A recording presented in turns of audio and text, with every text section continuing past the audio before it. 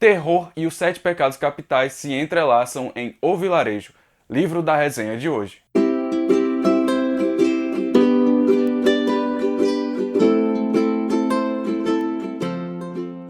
Olá pessoal, eu sou Miguel Araújo e esse é o canal Mais Que Um Livro. Toda semana eu posto vídeos de resenhas e trago outros conteúdos sobre livros. Se você ainda não é inscrito no canal, clica no botão de se inscrever e não esquece de ativar as notificações para não perder nada dos próximos vídeos que eu postar. Deixe o curtir também porque isso vai dar uma força imensa para o canal. Se você tiver interesse em comprar O Vilarejo, basta acessar o link que está na descrição do vídeo e quando você fizer a compra por esse link, a Amazon vai retribuir a minha divulgação com a comissão que eu uso para melhorar a produção dos vídeos do canal. Então, desde já, muito obrigado pelo apoio. Essa vai ser a primeira resenha do canal sobre um livro de terror. E esse é um gênero que eu não tenho muito contato, mas eu tô querendo mudar isso. Inclusive, já tenho outro na minha lista de leitura, que é O Exorcista. Mas o livro de hoje é O Vilarejo, que foi escrito pelo Rafael Montes. Rafael Montes é um autor carioca conhecido por suas obras de terror, de suspense e de crime. Ele, além de escritor, também é roteirista e advogado de formação. Apesar de só ter 29 anos de idade, ele já tem uma carreira consolidada e bastante elogiada.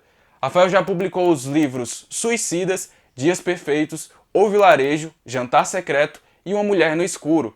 O interessante é que a sua trajetória vai além das obras literárias, porque ele já foi um dos roteiristas da série de terror Supermax e está agora atuando na linha de frente da produção da série Bom Dia Verônica, que vai ser lançado ainda neste ano pela Netflix. Ele também já teve uma coluna semanal no jornal O Globo e apresentou o Trilha de Letras, um programa sobre literatura que é veiculado na TV Brasil. O Vilarejo é um livro de contos que foi publicado pela Suma de Letras em 2015 e tem uma edição muito bonita que conta com ilustrações de Marcelo Dan.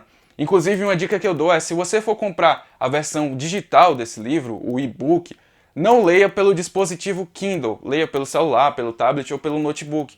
Por quê? Porque como tem ilustrações, a sua experiência de leitura vai ficar ainda melhor se você tiver acesso à versão colorida delas. E no Kindle, no aparelho Kindle, você só consegue ler em preto e branco. Então, a minha recomendação, se você quiser ler, dá para ler tranquilamente no Kindle, mas a minha recomendação é, se você quiser ter uma experiência ainda melhor, leia por outros dispositivos que aceitem o e-book. No prefácio de O Vilarejo, Rafael Montes conta o que o levou a trazer essas histórias ao público e revela que recebeu de um sebo uma coletânea de livros que pertenceu a uma pessoa chamada Elfrida Pimenstoffer.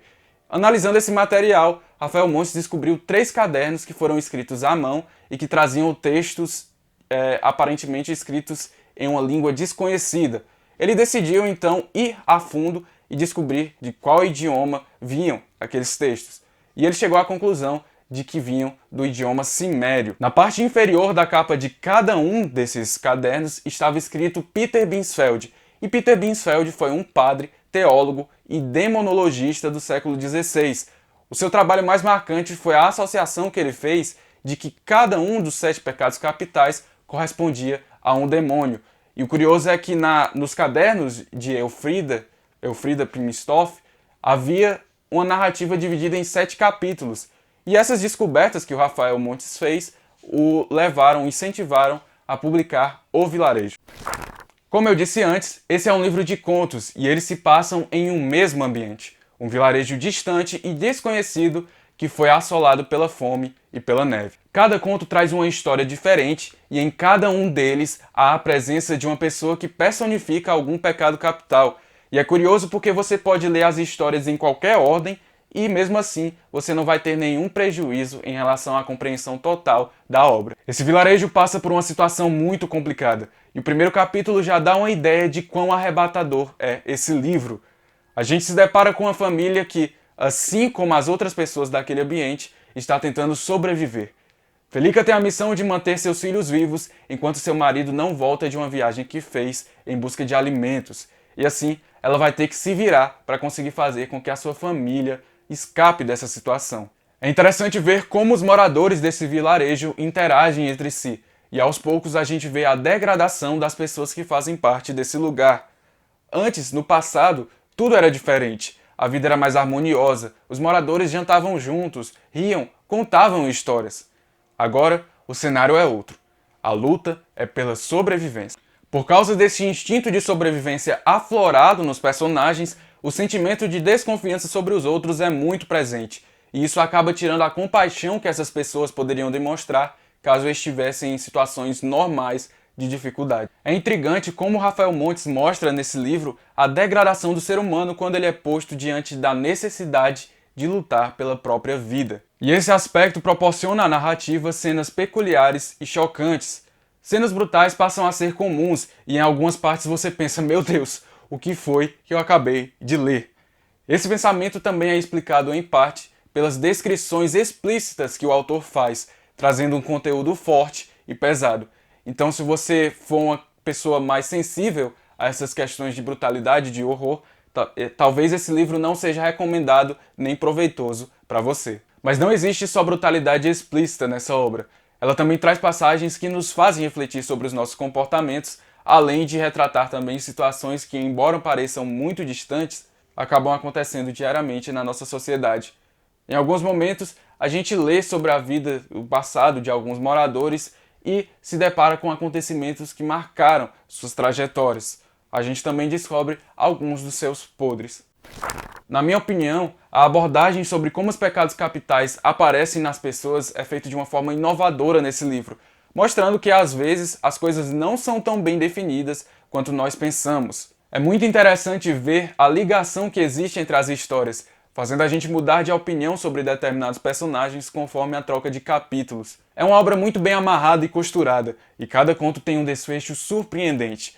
A parte final desse livro é de explodir a cabeça com tanta reviravolta. As histórias sombrias de O Vilarejo podem se passar em um lugar distante e desconhecido, mas alguns detalhes que estão por trás delas com certeza fazem parte da nossa sociedade. Rafael Montes nos convida a refletir sobre atitudes que, embora não sejam extremas, como as desse livro, acabam afetando a nossa vida em comunidade. O Vilarejo é uma obra bem escrita e rápida de se ler, não só pelo número de páginas, mas também pela forma como o autor desenvolve os fatos apresentados nos contos. O suspense e o terror são apresentados de formas peculiares e muito interessantes. A reta final desse livro é surpreendente, e se você gosta desse tipo de gênero, O Vilarejo é uma boa indicação. O Vilarejo serviu como incentivo para que eu comece a desbravar esse universo literário do terror. E o que você achou desse livro? Já tinha lido ele? Gosta de histórias de terror?